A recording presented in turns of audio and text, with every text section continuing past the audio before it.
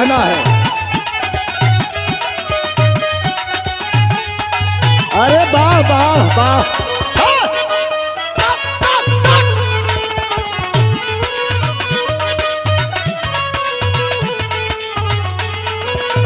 ओहो हो।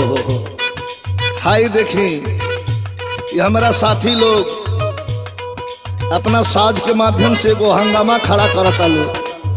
अब रउआ सबे सोचे तनी कि कौन हंगामा है। एगो बिरहीन अपना पति परदेसी पिया के याद के लिए बड़ी, ये जिरुआ कहाँ बानी बानी कमाए आइल बानी सुनी। अरे महाराज कुछ बात ऐसनो हो